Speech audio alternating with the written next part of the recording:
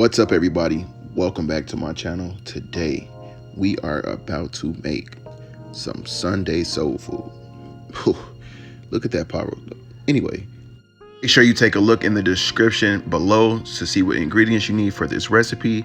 Let's make this pot roast, mac and cheese, yams, and green beans. Right into it. Our first meal we're going to start off is our green beans. So we have to boil these turkey tails in this pot of water for about 2 hours. Once that comes to a boil, cut it on low and let's start our pot roast. So we have to start off seasoning this pot roast. I'm gonna start off with some seasoned salt. A soulful meal like this, you really can't tell somebody to use how many seasonings. In my opinion, I told you, when I'm making this soul food, them ancestors are talking to me. So we're gonna season with seasoning salt first. Then we're gonna hit it with that paprika.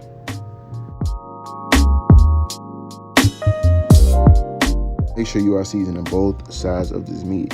This slow cooker is going to take all of these spices that you're adding to this meat and it's going to create such a great freaking flavor. So next, add your garlic powder.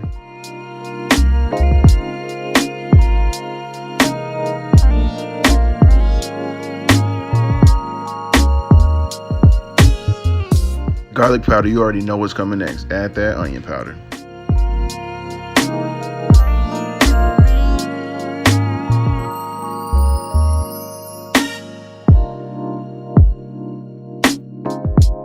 Next up, we're going to hit it with that black pepper.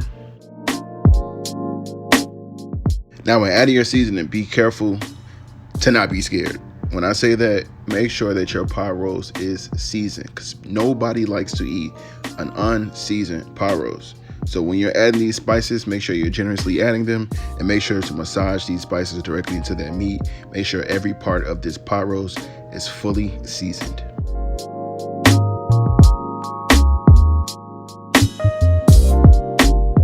Pour a little olive oil into a skillet and we're going to add this pot roast because we're going to get a really good sear on it before we put it in the slow cooker.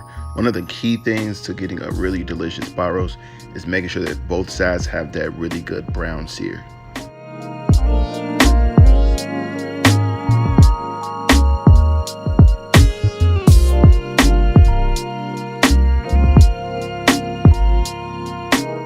Once you see that your pot roast has that really good dark brown sear, you're going to remove this from this skillet, add it to your crock pot, take everything out of this skillet and add 1 stick of butter. Now we're going to create our gravy that we're going to pour on top of this pot roast while it cooks. Now, once you see that your butter has fully melted, we're going to add 1 diced onion.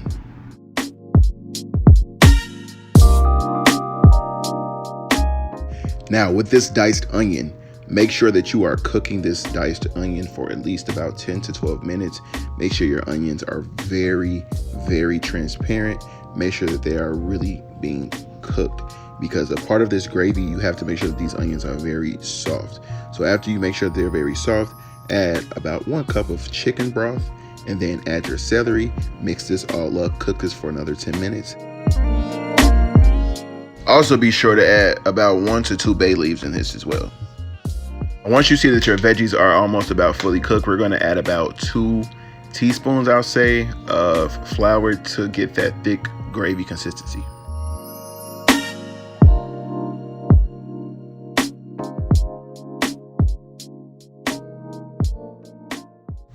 Now, after whisking, making sure that your gravy has come to a good consistency for like another 15 minutes, we're going to add this to this crock pot all over this pot roast.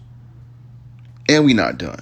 Let's get into it. Now, put that gravy more towards the side with a spoon or a spatula, and then we're going to add our vegetables. We're going to add our carrots, we're going to add some more celery, and also we're going to add our diced potatoes. I'm using red potatoes because I just love red potatoes, and I feel like this goes really well with your pot roast and your crock pot. You can use any kind of potato that you would like. Just make sure you dice them up into nice quarters. Make sure they're really small. And yeah, after you do that, make sure you put the top back on your crock pot, cut it on either high for about 4 to 5 hours or cut it on low for 8 to 9 hours.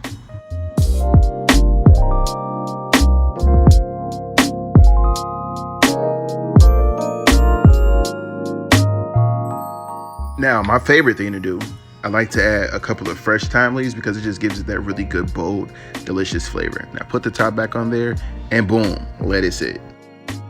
Now, I may look like someone's grandmother, but I prefer fresh green beans. So what I'm doing now, I'm cutting the tips off of each and I'm cutting them directly down the middle, making sure they're washed and ready to go. You can use frozen green beans, but I prefer fresh.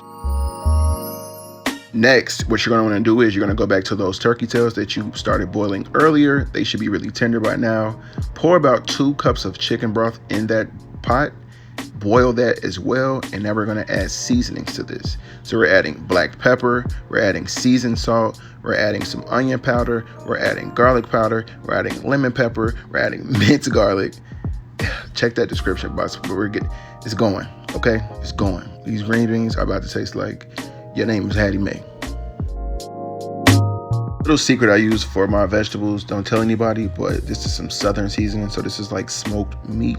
It's like a smoked meat powdery substance, but it's delicious as hell. Check it out.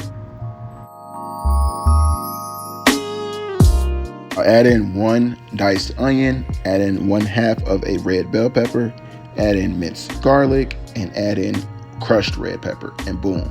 Put the top back on there, cut it on low, and let this cook for about 2 hours.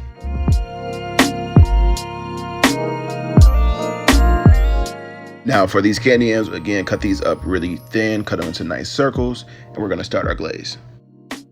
Now for your sweet potato glaze, you're gonna add 4 sticks of butter, melt that completely down, then add 1/2 cup of brown sugar and 1/2 cup of sugar.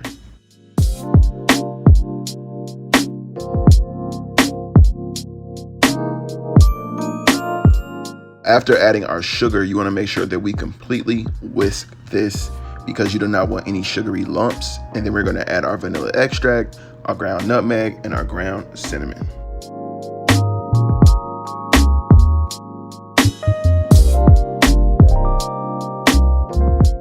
Oh yeah, we're going to sneak in a pinch of salt because what tablet the brown say? Because that's your business. Make sure your oven is preheated to 350 at this time. Completely whisk these ingredients together because we're getting ready to pour this wonderful glaze all over our sweet potatoes. We're going to cover this pan with aluminum foil and bake for about 2.5 hours.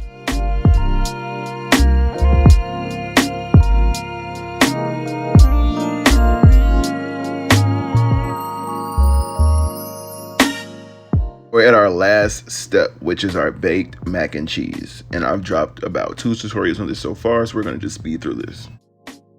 I bring this salt water to a boil. Of course, you already had your water boiling, you've had your salt in it. We're gonna add our noodles, cook for about 10 to 12 minutes until they are nice and tender. We're gonna take them out, drain them, and get ready to start this macaroni.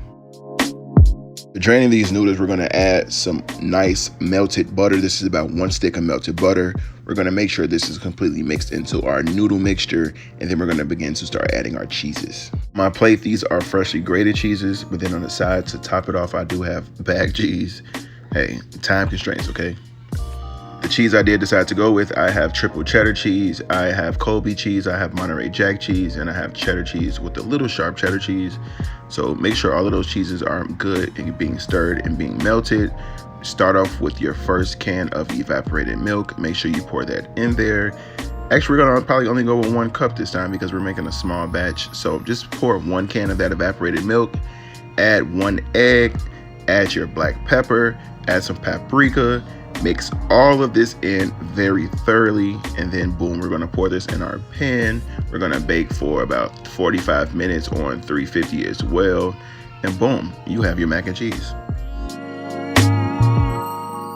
Oh yeah, don't forget to top this entire pan with a lot of shredded cheese. You wanna make sure that you are not missing any corners because what's good mac and cheese without cheese?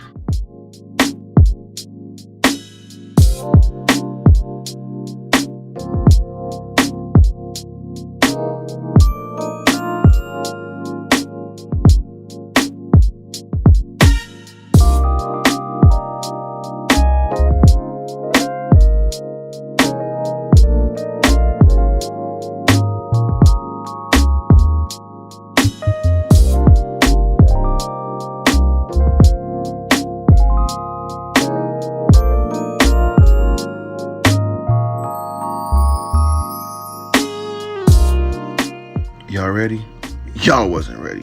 Look at this amazing Sunday dinner plate. You got your succulent beef pot roast. You got your immaculate mac and cheese. I should call my mac and cheese immaculate and cheese. You got your candied yams. You got your green beans with your turkey tails. And yeah, I threw a piece of cornbread on there just because I felt like it. Thank you guys so much for watching this video. Make sure that you are subscribed below and make sure you click that button directly next to that subscribe button, which is like a little bell, to make sure that you're notified every single time that I make a post. But thank you guys so much for watching. Continue to like, comment, subscribe, follow me on Twitter, follow me on Instagram. And I thank you guys so much for the ongoing support. Please stay tuned for the next video. And again, comment below if you would like to see different kind of recipes. Thanks. We out of here.